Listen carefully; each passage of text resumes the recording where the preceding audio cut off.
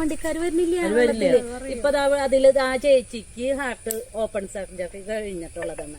ആ ചേട്ടനും വയ്യാത്താണ്. ഇപ്പൊ അവർക്ക് ഒരു അത്യാപത്ത് ആർക്ക് ഇപ്പൊ അവർക്കെന്നല്ല ഇപ്പൊ നമുക്ക് ഇപ്പൊ ഈ വഴി കൂടെ വരണമെങ്കിൽ ഇപ്പൊ ഉള്ള വഴി ഇടിഞ്ഞത്. ഇനി ഒരു വണ്ടി വന്നാല് ആരുമില്ല അവരെ വീട്ടില്.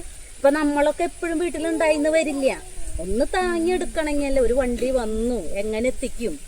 വീടിന്റെ അടുത്തേക്കൊക്കെ വണ്ടി വന്നാൽ ആ സ്ട്രെച്ചറിലൊക്കെ എങ്ങനെയെങ്കിലും ആരെങ്കിലും കഴിയും. ഇപ്പൊ അതിന് സൗകര്യമില്ല.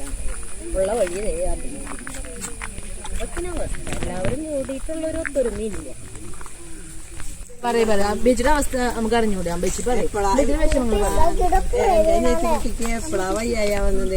ഇന്നലെ ഷുഗർ കുറഞ്ഞു പോയിട്ട് ഞാൻ വണ്ടി വിളിക്കാൻ അപ്പൊ പറഞ്ഞു ആരും ഇങ്ങോട്ട് വരുന്നില്ല. അപ്പൊ ഞാൻ പറഞ്ഞു അവിടെ വരെ അങ്ങനെ നടന്നു വരാനൊക്കെ ബുദ്ധിമുട്ടല്ലേ, എപ്പോഴാ ഇത് വരാന്ന് അറിയില്ല. എല്ലാ പ്രശ്നമൊന്നുമില്ല, എല്ലാവർക്കും അങ്ങനെ തന്നെ. എല്ലാവരും വയ്യാത്തവരെ മുന്നേറ്റുള്ളവർ ഇവരച്ഛനും ഇടയ്ക്കിടയ്ക്ക് വയ്യാണ്ടാവും. എല്ലാവർക്കും അനുദയിലും ചേട്ടനും എല്ലാവരും അവരെ അമ്മയും എല്ലാവരും അങ്ങനെ പ്രായമായവർക്ക് തന്നെയല്ലേ ഇപ്പൊ വയ്യായവര്. പെട്ടെന്ന് എന്തെങ്കിലും വന്നു കഴിഞ്ഞാൽ എങ്ങനെ വണ്ടി വരും? പണ്ടത്തെ പോലെ നമ്മളിങ്ങനെ താങ്ങി കൊണ്ടോണ്ടി വരും വല്ല പൂത്തിലൊക്കെ വച്ചിട്ട്. അങ്ങനെയാണ്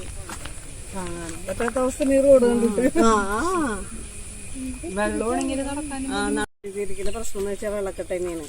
ആ വെള്ളക്കെട്ടിൽ ഇന്ന് വരെ ഒരു പാർട്ടികളും ഇതുവരേക്കും പല പ്രാവശ്യം നമ്മളെ അവരെ അറിയിച്ചിട്ടും ഒരു